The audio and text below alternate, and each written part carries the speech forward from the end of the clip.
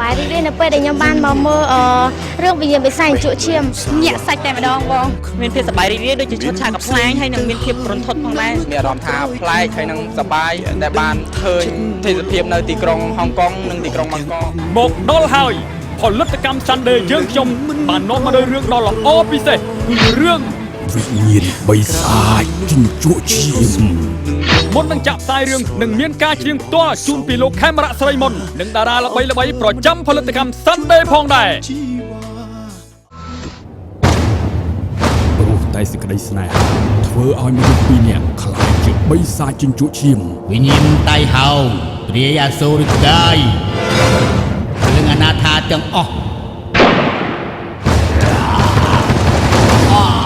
មកអូវាចូលក្នុងផ្ទះបារាណនោះហើយ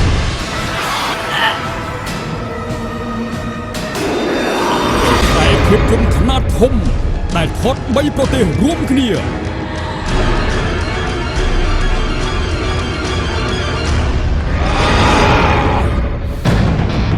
ហេតុអីក៏ឯងមិនស្ដាប់ខ្ញុំសុខចិត្តកាត់បន្ថយយកខ្លួនឯង10ឆ្នាំ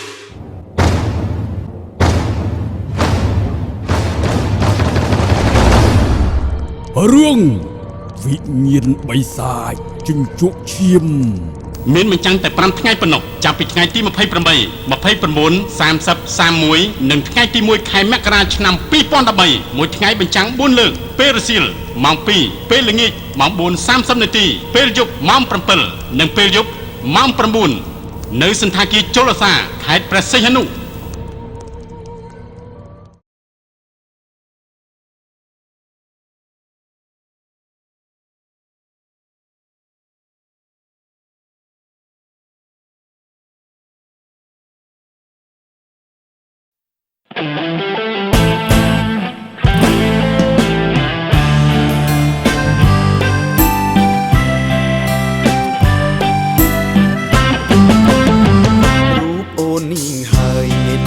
បងឆ្លើយថាស្អាតបំផុតបេះដូងរន្ធត់ទុកមិនជាប់គូជីវ៉ាអោម៉ែអើយជួយធ្វើមិនដេចនាងព្រមស្នេហាដឹងទេកូនអន់ទាសាពេលណាទៅបានរូបស្រីឬមួយជីវិតបានត្រឹមតែគិតគ្មានសិនបានខ្លាចព្រោះបងនឹងស្រីអ្វីប្រៀបស្មើគ្នាឡើយអូនដូចព្រះច័ន្ទឯបងដូចជាទឹកសាយមើលទៅអង្គសង្ឃឹមហើយត្រានហើយអានឹងបងបើសិនបងបានក៏យ៉ាតជាតិនេះកុំព្រួយចំពោះអូនមួយបងស្ទួយមិនអោយលំបាកទាំងចិត្តទាំងកាយអមឆាយជូនអូនទាំងអង្គធ្វើអ្វីតាមចិត្តអូនចង់ឲ្យតែស្មងគុំក្បត់ទាំងព្រៃមកដឹងខ្លួនហើយមកដឹងខ្លួនហើយថាបងនេះគិតពេលណាក៏គិតយប់ក៏គិតថាបានអូនមកចាន់អើយអើយចាន់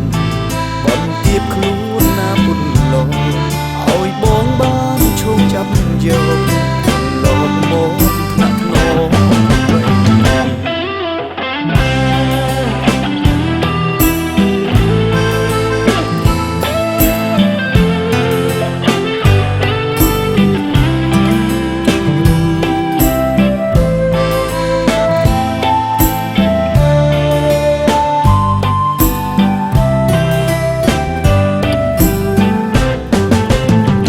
បើសិនបងបានក៏យ៉ាជាតិនេះកុំព្រួយ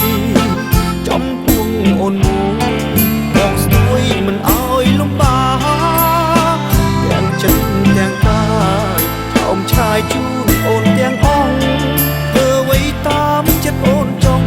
ឲ្យតែស្មងគុំក្បត់ទាំងក្តីតែមកដឹងខ្លួនហើយមកដឹងខ្លួនហើយថាបងនេះគិតពេលណាក៏គិតយប់ក៏គិតថាបានអូនមកចាន់អើយអើយចាន់បន្ទាបខ្លួនណាពុនលោឲ្យបងបានឈោងចាប់យក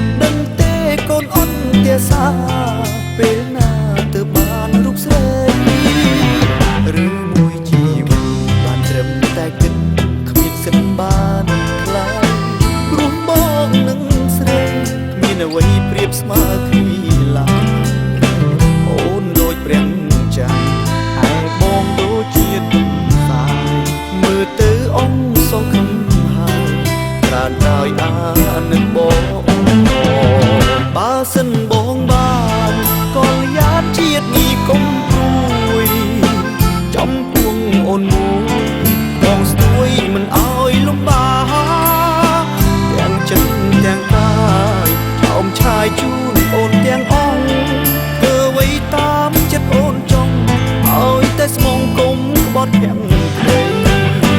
មកដឹងខ្លួនហើយមកដឹងខ្លួនហើយថាបងនេះគិតពេលណាក៏គិតយប់ក៏គិតថាបានអូនមកចាំ